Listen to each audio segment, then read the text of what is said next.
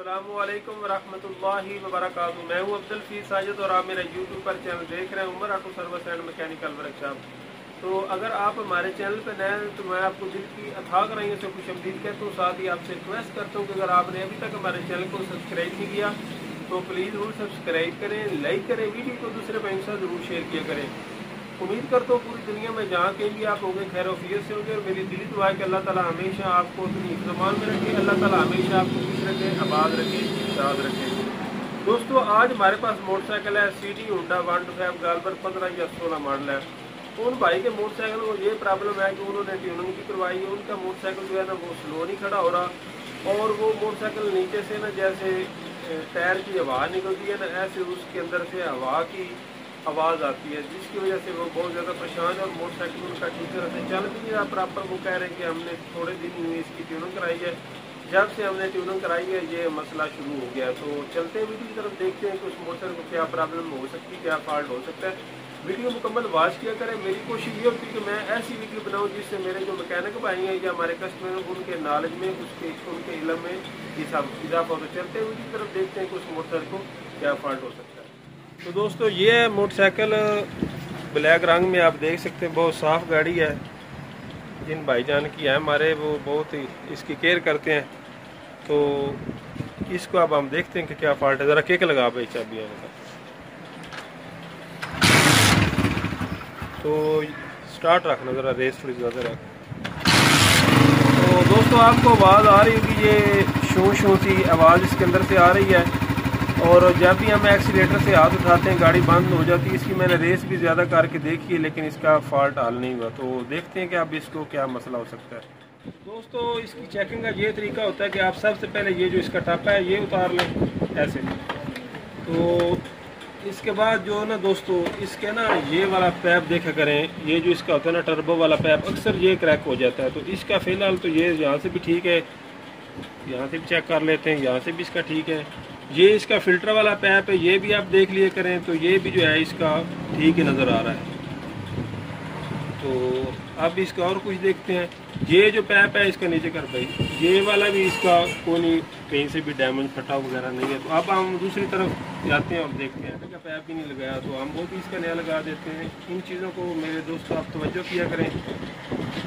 अब इस पैप की वजह से सारा तेज़ाब इसके ऊपर गिरना था, सारा मोटरसाइकिल इसका ख़राब होना था, तो इसलिए हमने ये भी लगा दिया। तो दोस्तों ये जो इसका टप्पा है ये भी उतार कर हम देखते हैं। इसका भी जो मैं तरीका बताया इस तरीके से आपने खोलना। 10 का टी राट दे हुए लड़के ज़रा।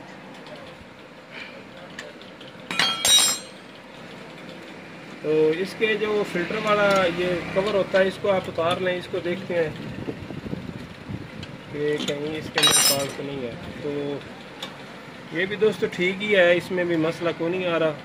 इसका ये हौज पैप वगैरह भी ठीक लगा हुआ है, ट्यूनिंग उन्होंने बिल्कुल नहीं करवाई है। तो ये पैप वगैरह भी इसका ठीक है, इसमें भी कोई मसला नज़र नहीं आ रहा। तो इसको भी हम लगा देते हैं।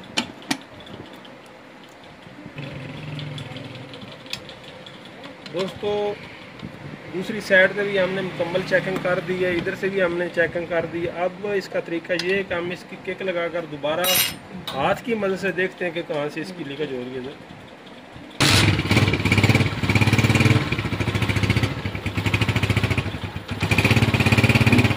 आप स्टार्ट करके भी गाड़ी चेक कर सकते हैं। ये इसका हाउस पैप है, ये चेक कर सकते हैं। ये भी इसका है ऐसे क्रैक लेकिन इतना ज़्यादा नहीं। ये भी इसकी चीज़ ठीक है, ये चीज़ भी इसकी ठीक है। इधर से भी इसका कोई नहीं बकाया इसकी जो हड्डी होती है इसको आप देख लें ऐसे हाथों की मदद से भी आप देख सकते हैं।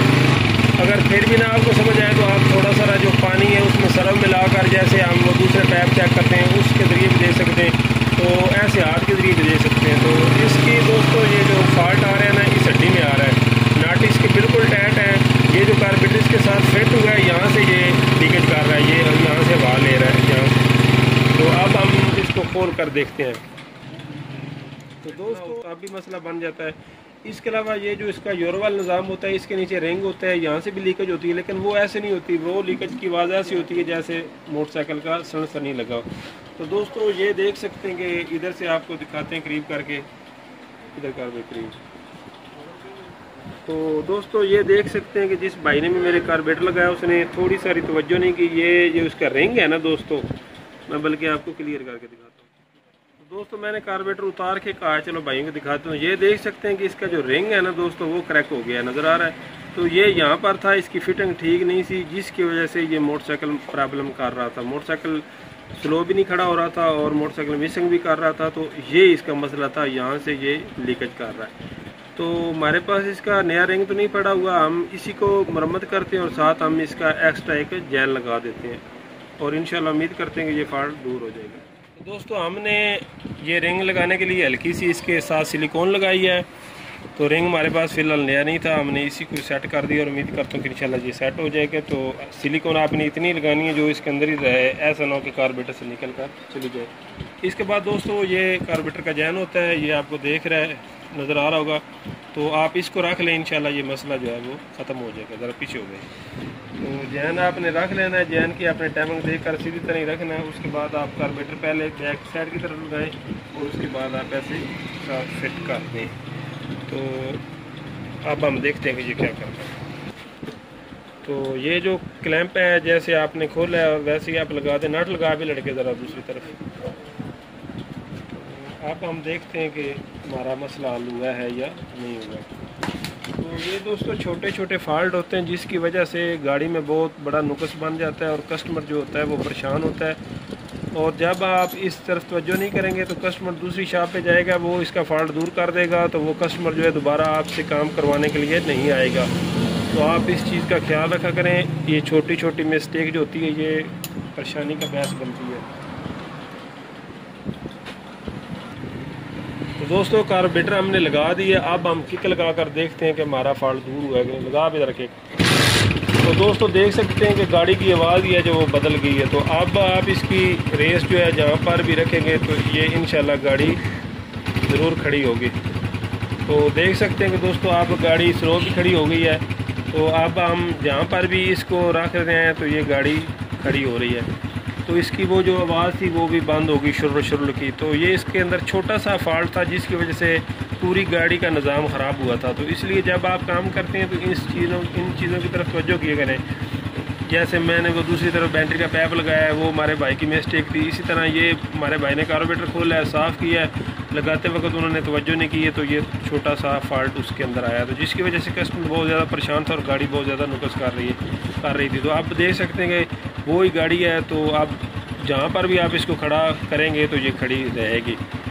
तो दोस्तों उम्मीद करता हूँ कि वीडियो आपको ज़रूर पसंद आएगी। आपकी हमारे साथ बहुत मोहब्बत है। अल्लाह पाक आपको खुश रखे। तो इंशाल्लाह मिलेंगे किसी नई वीडियो में, तब तक के लिए अल्लाह हाफ़िज़।